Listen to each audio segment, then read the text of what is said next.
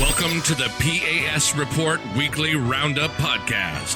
The P.A.S. Report provides an honest analysis on the critical issues that matter to you without the biased media filters. Here's your host, Professor Nick Giordano. What's up, everyone? Welcome to the P.A.S. Report Podcast. This is your host, Nick Giordano. I got a great episode lined up for you. Campaign season is in full swing now. You see that the primary is winding down already because, well, we're witnessing it. I mean, you have obviously the incumbent president who's going to dominate his party. It doesn't matter what happened in New Hampshire. And then you have the former president who is dominating the Republican primary. You see Florida Governor Ron DeSantis dropped out of the Republican primary, endorsed former President Trump. You have Senator Tim Scott of South Carolina endorsing former President Trump. And you can clearly see that the party is coalescing around him. Now, as of this recording, Nikki Haley hasn't dropped out of the race yet, but I suspect she will soon because the writing is on the wall. And, of course, you hear the screams of dictatorship coming from the neocons, the Never Trump cult, and the left. They're hysterical to watch. It really is. They are having meltdowns live on air. And trust me, you will hear the words fascist and dictator a lot over the next several months. You will hear the end of the United States, threats to democracy. You're going to hear it all. But you already know that because you've been hearing it. You know, all these morons don't realize that they are the ones that created Trump in the first place. You look at his first election in 2016 to what we're witnessing today, they are the ones directly responsible for elevating him, elevating a man that they hate so much. They push too far and they don't realize how they overplayed their hand. Think about it this way. Had they not moved to destroy him both financially and personally, it would have been a much closer Republican primary. I'll guarantee that. Now, that's speculation, of course. We can't measure because what happened, it happened. However, after 4 criminal cases, over 90 criminal charges, and a civil suit that threatens to dissolve his businesses, similar to what we see in a communist country, they want to destroy him and bankrupt him. You see Republicans have rallied to him. And this is not in defense of Trump. It's just the facts. We are witnessing the results of the hubris and irrational hatred that got us here in the first place. The hubris of the far left, the hubris of the Democrat Party, the hubris of the media that serves as nothing more than the mouthpiece for the DNC, the hubris of the Never Trump cult. Now, I get the former president is still a lightning rod. I do get that. However, I do suspect that most Republicans are going to go back to him. They will back him. You know, no real Republican is going to sit there and be like, well, you know, life is a disaster. The international community is a disaster. Everything's a disaster. I've been slamming Biden for 4 years. But yeah, I'm going to vote for Biden over Trump. That's not happening. So the question is, where do independents go? That's the most important question because they ultimately will be the ones that decide this election. And it's going to be really important for the Republicans and the Trump team and former president himself to reach out to the independents, the disaffected independents, to reach out to those who may not have voted in the last several election cycles. That's incumbent on that.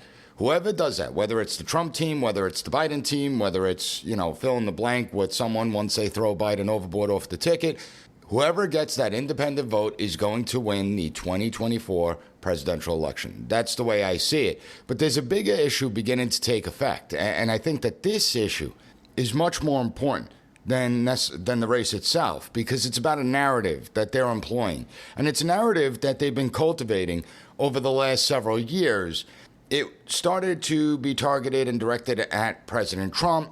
Then it filtered out to the Republican Party, particularly in the House, some in the Senate. Now it's filtering out to anyone that expresses any level of support for the former president or dissent to the Democrat far-left progressive agenda. And they realize that demonizing the former president, that's not working. It's apparent. It's having the opposite effect, in fact. His poll numbers continue to go up. Rather than go after Trump, though, they have decided that they're going to go after his supporters. That's what we've seen.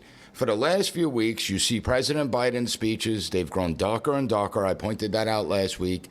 And remember, it's not him that's writing the speeches. He just reads what's on a teleprompter. There's no doubt that he believes what he says, but he reads what's given to him. However, even when he's not reading, even when he goes off script, which is always a disaster, listen to his rhetoric. Take a listen to this clip. The tree of liberty is watered with the blood of patriots.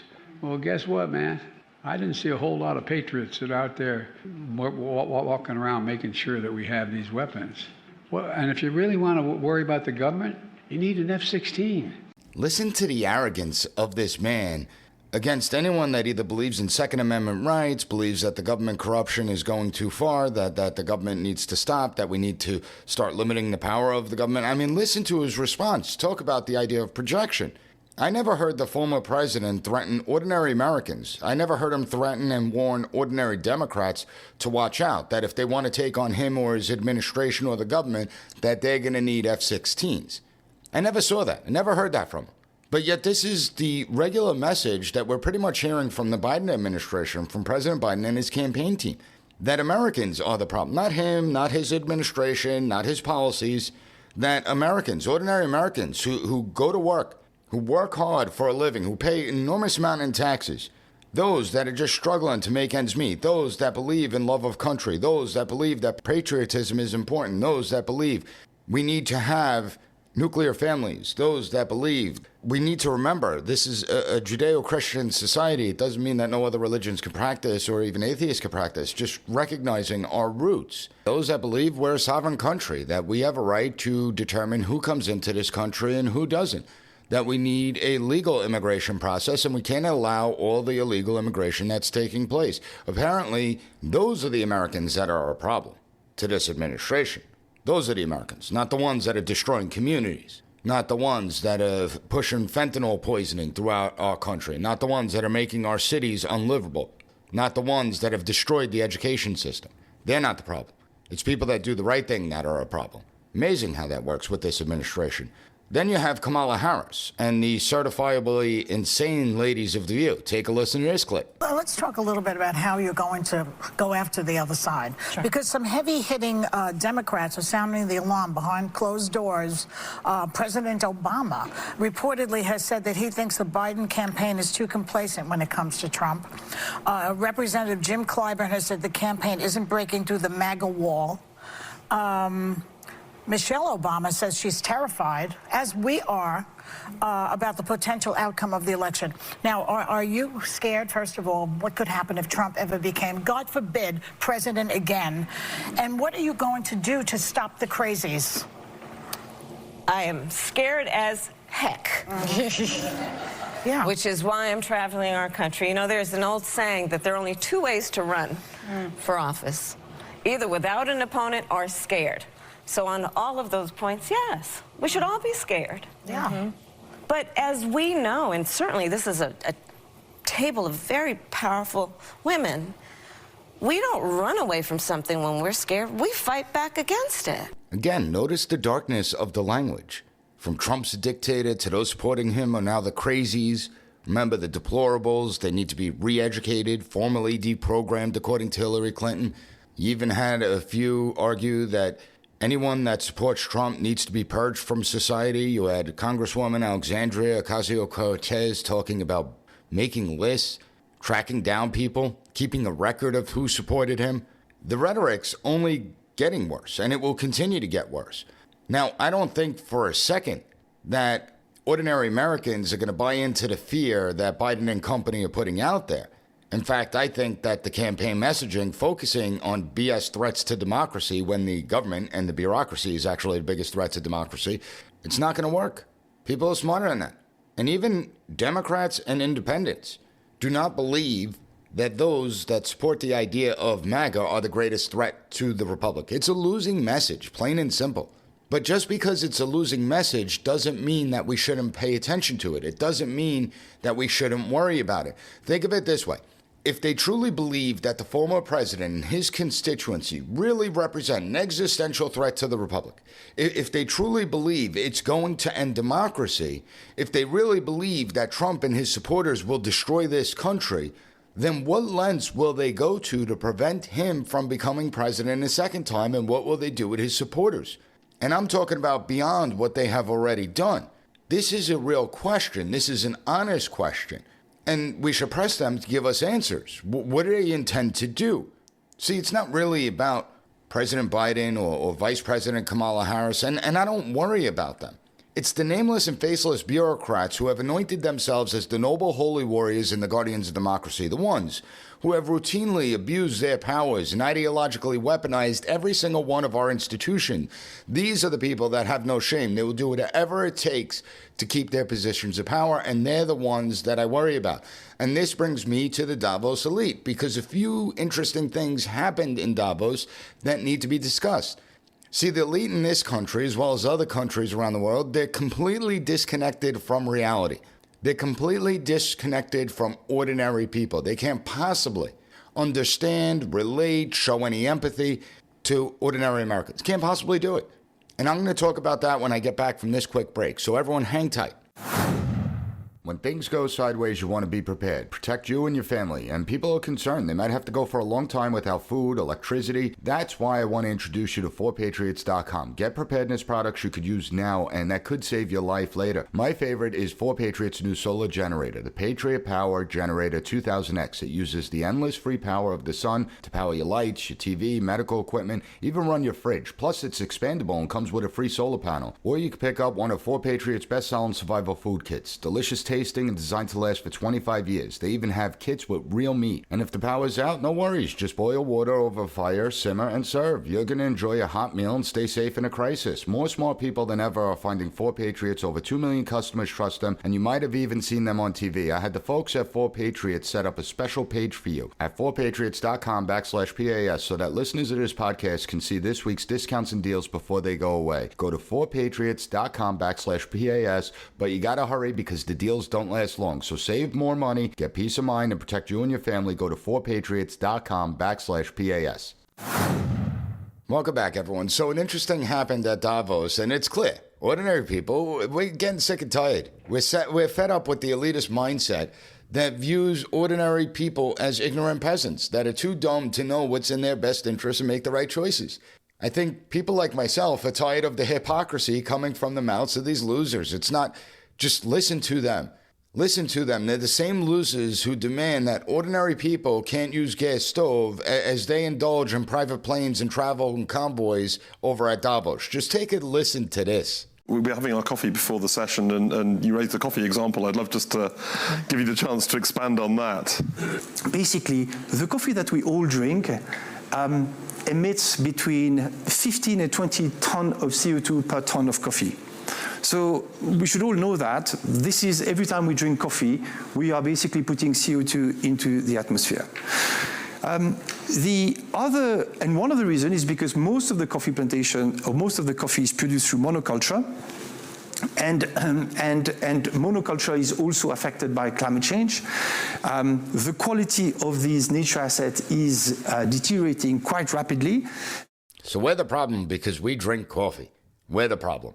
These idiots want to lecture us about drinking coffee when they emit more carbon emissions in 1 week in Davos than we emit in our entire lifetimes. Come on, give me a break, man. These are the same idiots that proclaim how we, the ordinary people, have to stop eating meat and instead eat insects and bugs. And I can assure you, the elite weren't eating worms in Davos. Remember, these people are full of shit. And when it comes to rights, according to these idiots, we don't have rights. Our rights are a fiction.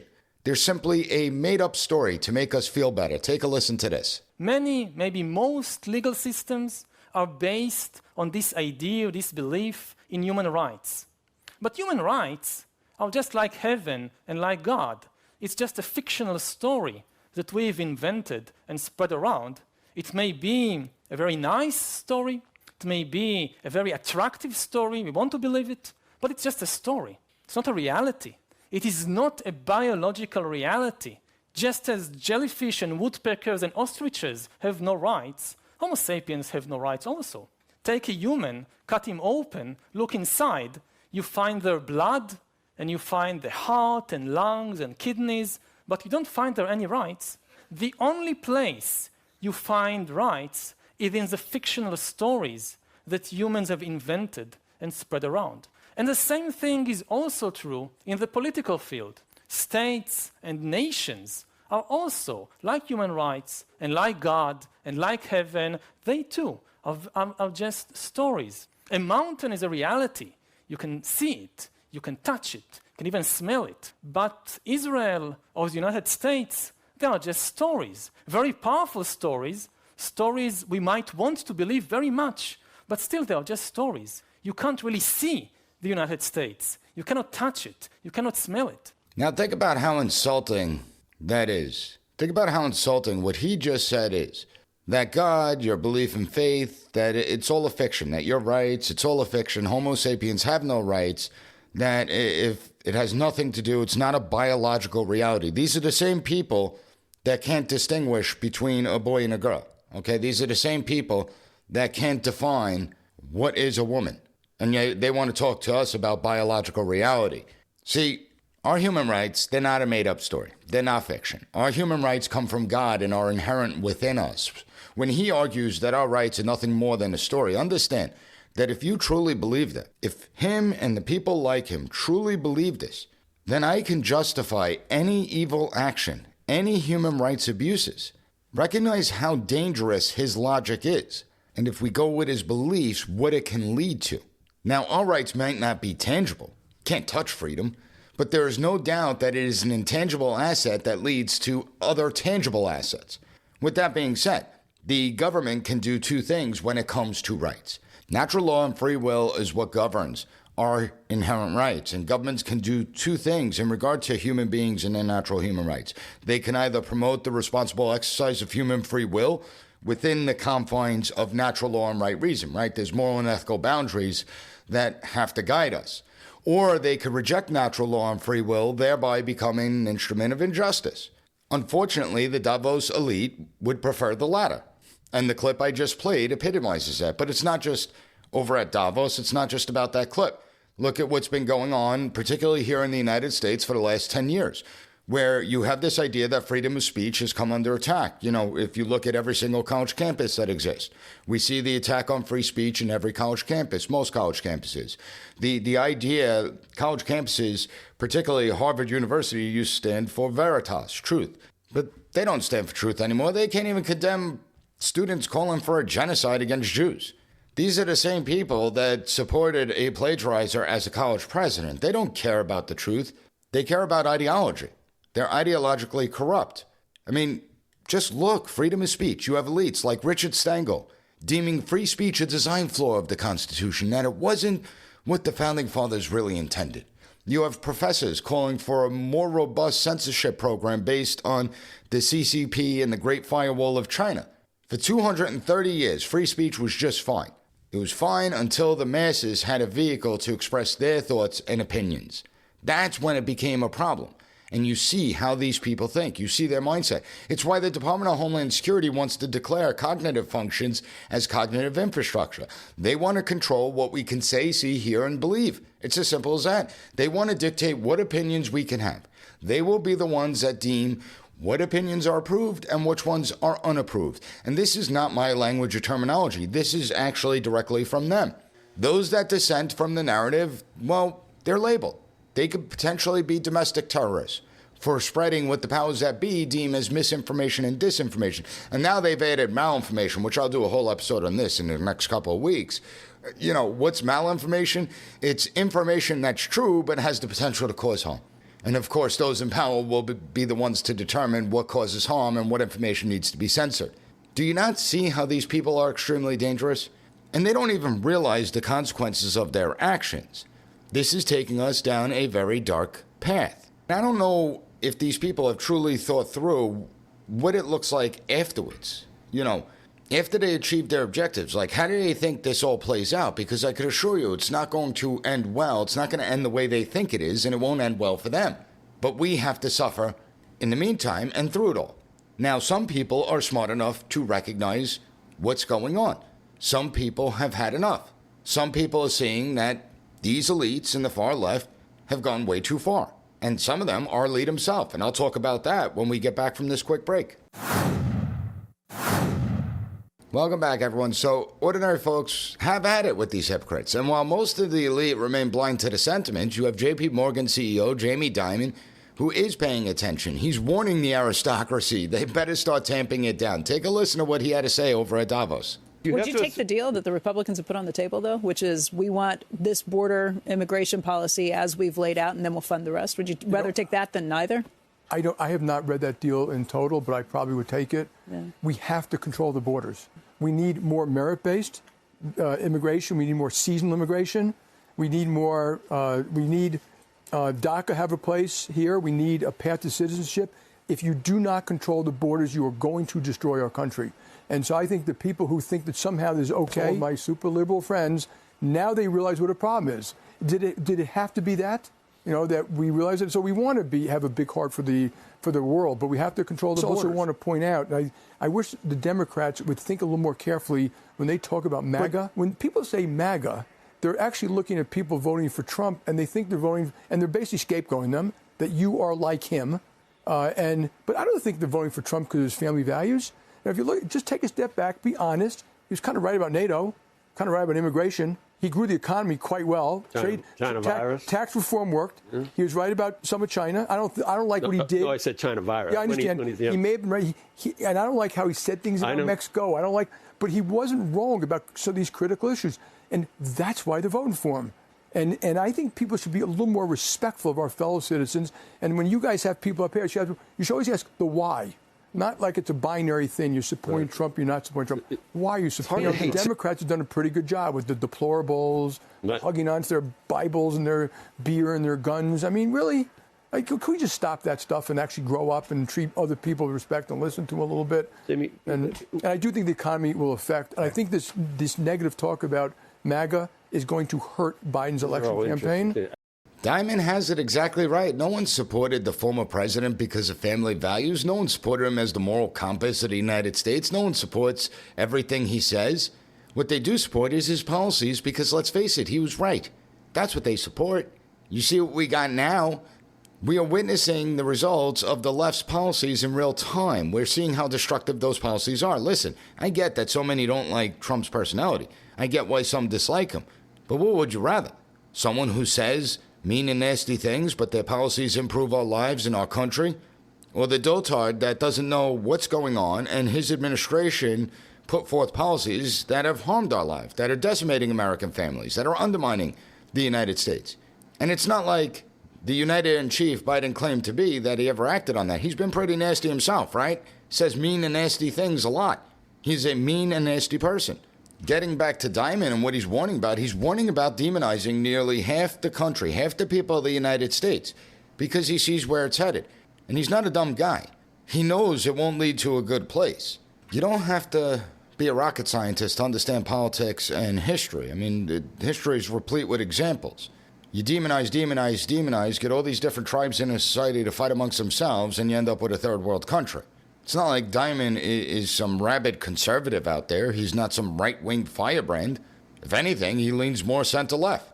But he sees what's happening. He sees the scapegoating. He sees that something's not right, and that you have this upper echelon, which is growing more and more detached from ordinary people, and it can't relate to the ordinary people.